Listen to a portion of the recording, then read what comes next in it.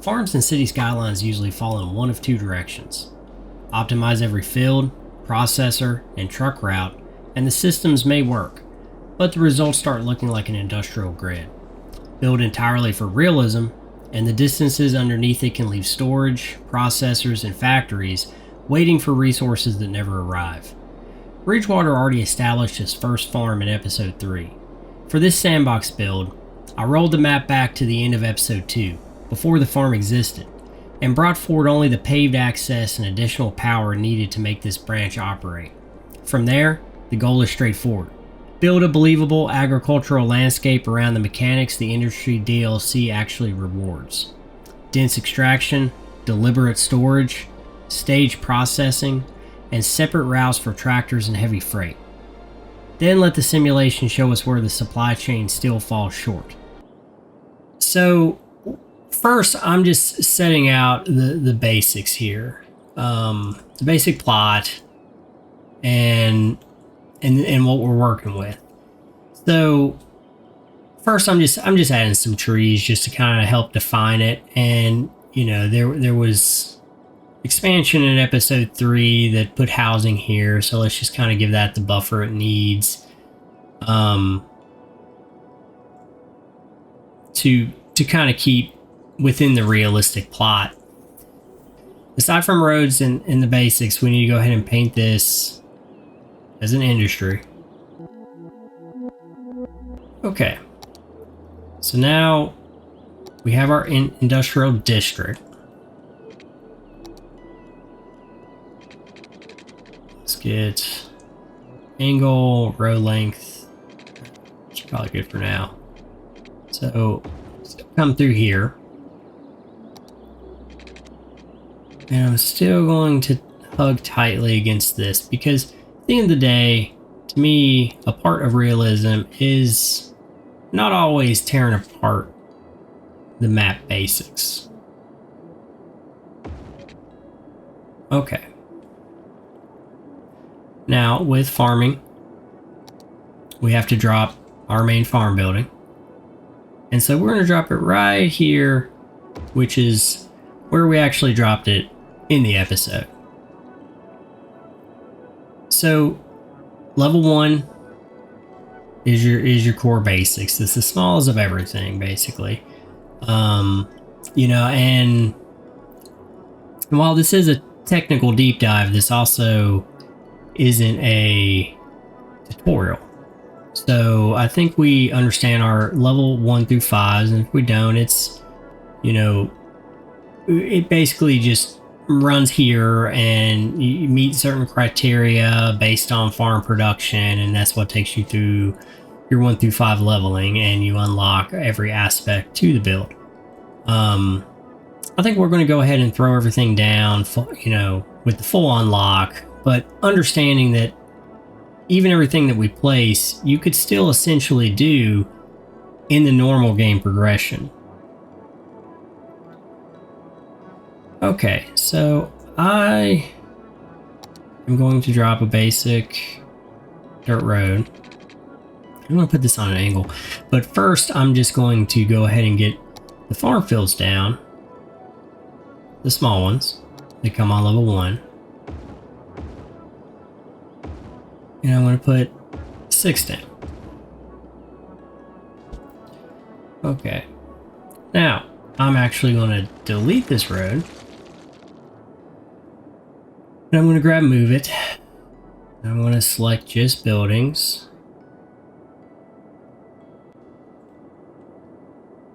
And I'm going to just nudge this a little over so I can more easily work the roadways. Now, I do think I want to keep kind of putting small barriers. Now if you're playing vanilla, there's definitely some key things to watch out for when you add trees to fertile land. 1, it takes it away, and 2, you lose it forever.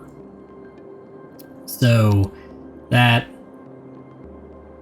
is tough, and you need to be very mindful, because your fertile land is what keeps you able to max out the crop productions.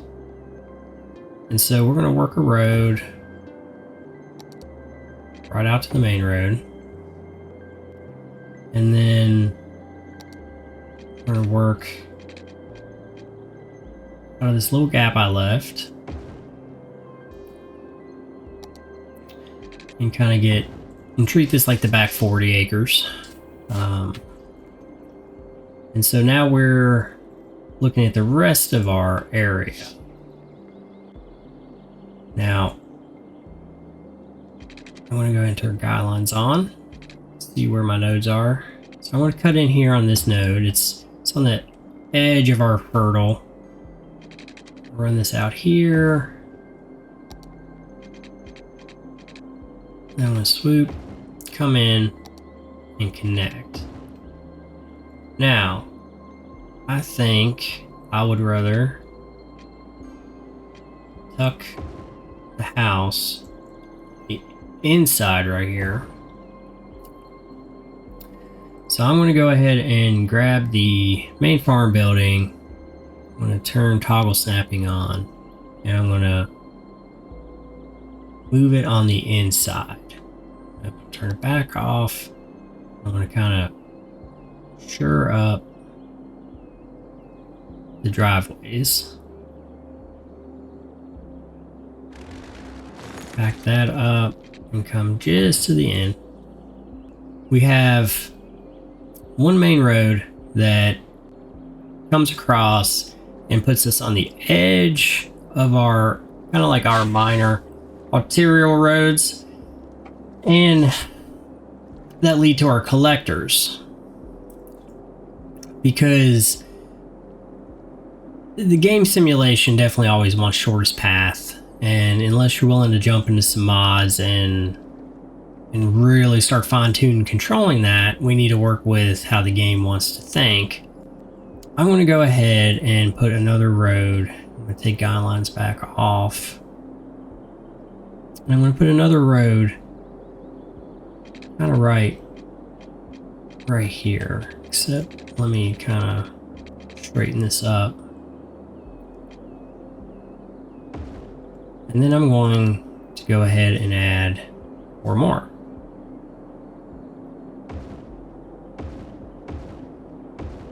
So now I'm going to try to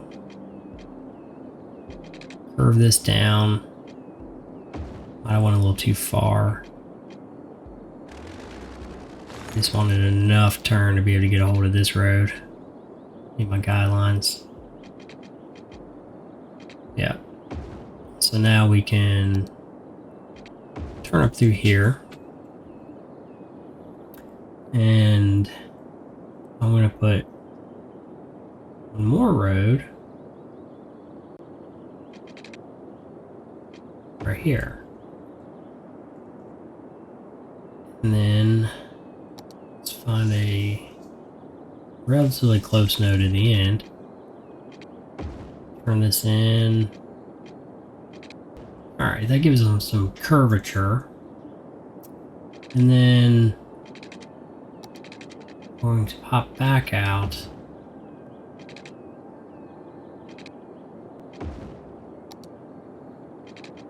And we've basically created loops. The first mechanical decision in the farm is field size. The industry's DLC presents small, medium, and large fields like a normal upgrade path, but larger does not actually mean more efficient. A small crop field occupies 32 cells and produces 4,800 crops per week. That works out to 150 crops per cell. A medium field drops to 125 per cell, and a large field falls again to just 87.5. The direct comparison makes the problem clearer. One large field occupies 128 cells and produces 11,200 crops per week with 10 trucks. 4 small fields use that same footprint, but produces 19,200 crops per week and provide 20 trucks. That is more than a 71% increase in crop output and doubled the delivery capacity for only 8 additional credits per week in upkeep. That makes small fields the strongest extractor by land area. But the advantage comes with a trade-off. More fields means more entrances, more dispatch points, and more vehicle movement inside the farm. So the crop layout is not just about maximizing output. It also has to be supported by a road and storage system that can keep that output moving. And now we need storage to make sure that we maintain the needs of the facilities, because if not, the game will want to just export every bit of that constantly. So we can go ahead and place, I want to go ahead and place large barns, but in a progression standpoint, just putting down small barns, and when you level to that point, stepping up those small barns isn't really a big deal as far as visual.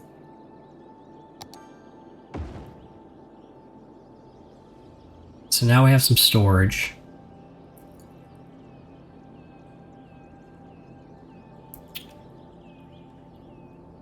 Now, I think if we kind of still sticking to some realism in here, I think I'm going to want, since the house is here, I think a maintenance shed, which this gives you a boost in efficiency. See right here. So each maintenance building increases the storage capacity of industrial buildings by 5%. So as a supporting building, it is very useful to the game mechanics. So I think right there, we're good.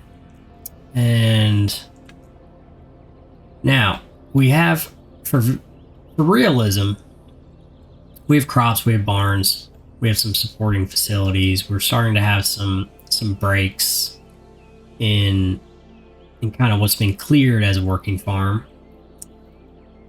But I think we need to get into some cattle. And let's go ahead and grab a cattle shed. Put it right here on the end. And then we'll get a small animal pasture. I'm gonna put it in the middle.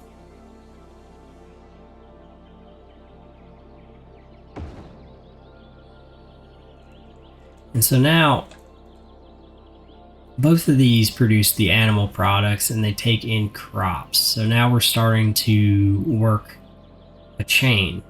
And so our tractors are going to keep short routes and drop off immediately, or they'll come through and drop off to facilities, which really they'll just drop off here. The tractors, you'll move to heavy freight and work it to these, or they'll leave. So we can keep, in a sense, tractors on a loop and not overly concern from a traffic standpoint heavy freight, which can, once they leave any processing building, can get out rather quickly and keep the internal farm traffic truly the internal. So now that we have some cattle, I think we should grab a, let's see, where's it at? Milking parlor. I think we can kind of tuck that right there. Turn this off. It's another one that just takes crops and gives animal products. And now we have a working structure. So tractors will take from here to here in the storage and processing, and then it will then feed these tier 2 facilities and create a more profitable product. And so now we have numbers, we have, analytics, and we can really get into breaking it down. But I think I want to go ahead from a visual standing, and I think these look really good. Plus, it keeps crop as a shortest path. So if the trucks and AI get out of sync, we have 12 freight to pull off the balanced storage in here. There's fill and there's empty, and there's definitely pros and cons to each one, but balance is, for me, the best working one to be on. So now we have a supply chain that gives the farm its first working supply chain. The 10 small crop fields produce 48,000 crops per week, but extraction alone does not keep the processors supplied. The important layer between them is storage. Here, one small silo and 2 large barns provide a combined 1.3 million units of storage capacity and 52 storage trucks. These buildings are not passive stockpiles. They actively receive crops, dispatch trucks, and buffer the timing between field harvests and processor demand. Set to balanced, storage maintains a working inventory while supplying the cattle shed, small animal pasture, and milking parlor. Together, those processors produce 9,960 units of animal products per week. The layout keeps that internal loop compact. Fields feed nearby storage, and storage feeds the first processing layer. That does not force every vehicle to remain inside a perfect boundary. The simulation may still send trucks elsewhere, but it makes the shortest and most useful trip the easiest trip available. That is the real purpose of the storage buffer, keeping extraction and processing connected when harvest timing, truck availability, and processor demand fall out of sync. So I'm going to detail this out real quick, and then we can come back to and jump to more phase 2 building, which to me, I think I like to put a slaughterhouse and a few others on the outside of the farm.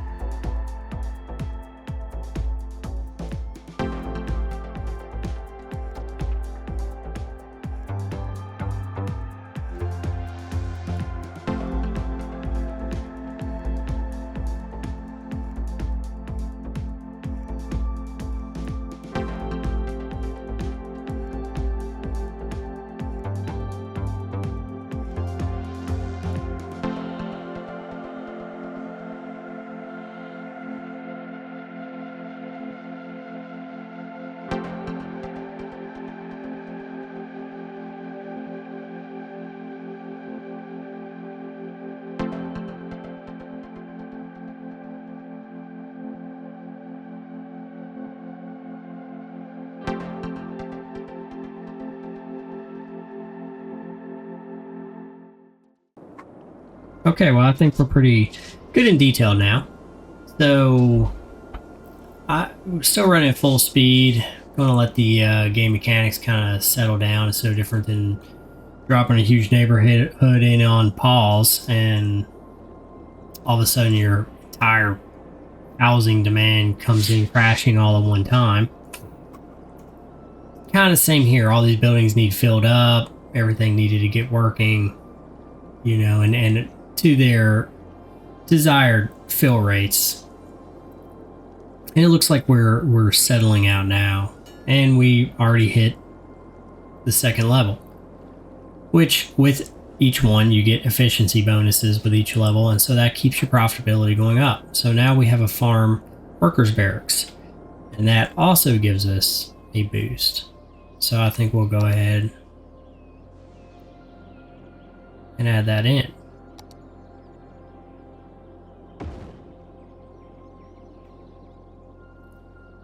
And I think it looks pretty good right there. I think for now, and simplicity's sake, we'll just put it out here and we'll bump this out, get ourselves a working area here, put it down, because to keep kind of the farm getting used at a very profitable rate. Let's take a look here. So we're already in profit, and but we're still kicking out 8 tons of crops, and that's also saying that all of our storage facilities are actually managing that. So we have it on hand, but we're still exporting. So let's try to knock that down.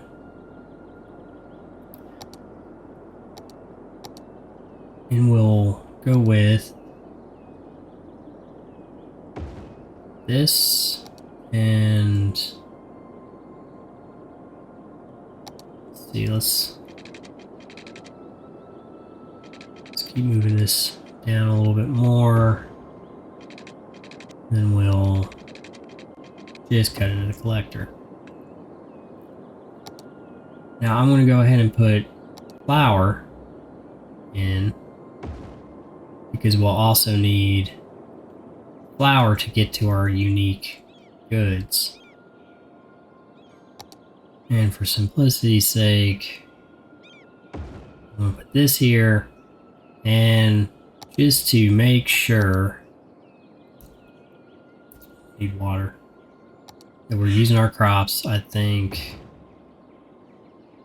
another field out here, and this is kind of like your holding pen, so that'll kind of give us that a little bit sense of realism there too. Let's jump into parks real quick. Let's grab a parking lot.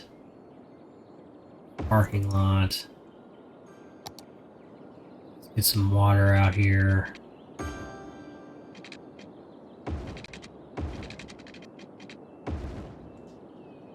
And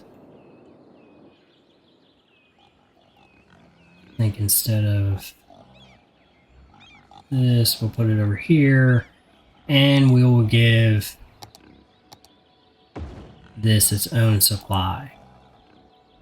I think it blends into the building well, and these need to be cows to be realistic, more realistic. I don't think we're a big farming operation. Well, we might be. Oh, yeah, we were. But we have a cattle shed and a milking parlor, so kind of makes that a little hard not to have cows. So now this will start feeding, and so whenever the AI gets kind of out of loop or mistimed, and to keep these buildings from ever needing raw material, this puts a fleet of 12 right on the same street, and you only have to worry about your freight, bringing it and filling it, rather than truly delivering to each individual building. So now we have more use. So let's see. Now see, we have a mass turn surplus in crops. So and we're still making money, so it's really no big deal. I'd rather have way more crops than not enough, and our actual main producing money making tier 2 kind of level starts to really hurt. Now we're importing a little, that'll balance out, because it just does. When you drop new facilities and try to fill up, like this is filling up, so it's importing even though it's right here, and that's the AI you're fighting. So I'm going to come down here and drop a road, and we'll, I'd imagine this topography is horrible. It is. We're a horrible bank, but we're sandboxing. So let's get into our unique factories and drop a bakery. Water. And we need electricity.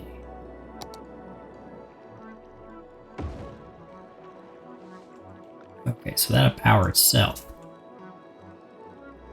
Now, at 100% production, we need, of course, flour. So now we have everything in. And we're going to make pastry. We can take a look at our industry, and we're still bringing in good profit. Our resources are up. Really, it's just here. And right now, with 1,500 residents, we're not really able to meet the worker demand, which is another qualm you could say about how this industry's DLC handled employees, because good lord, 350 employees on this anyway is a ton. So, but hey, it's still fun building out farms. So really, this is kind of where we're at, and this is just kind of where you want to be in the supply chains, and to keep profitability, to keep the AI in mind, and to also keep realism in mind. And at least in my area, I feel like we're on a pretty realistic level as far as blending what the AI wants and the simulation wants, and what to the eye looks real. So, I'm happy with it. Love to hear your opinions, see what you think, any improvements.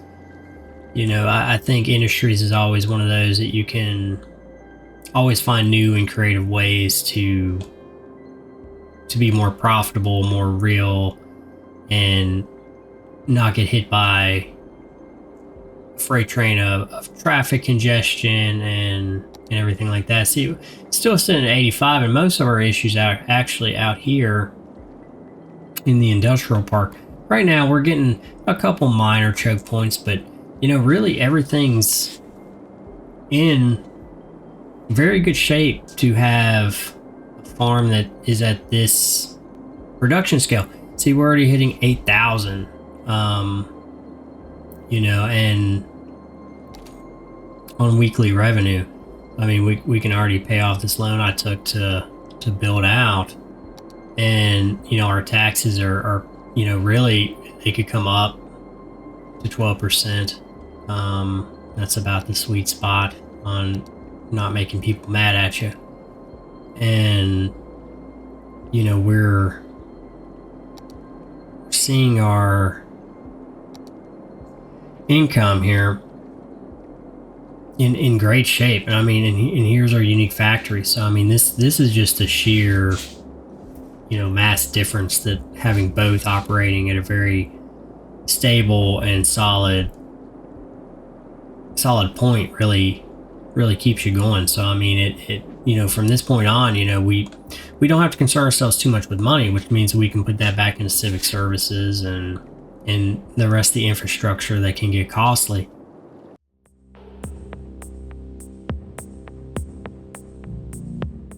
The finished farm is not a perfect mathematical grid, and it isn't realism built without regard for the simulation.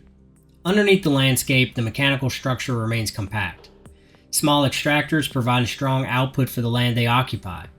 Storage sits between production and processing. The processing side has room to grow into the available crop surplus. And the road hierarchy keeps local agricultural traffic separate from heavier freight.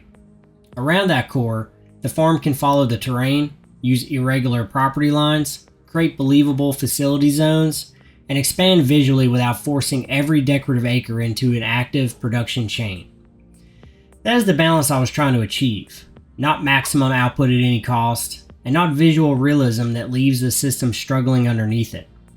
A working farm should look believable because its layout makes sense. while remaining efficient because the mechanics underneath it were planned deliberately. And remember, start from a baseline, build with intent, let the systems prove the design.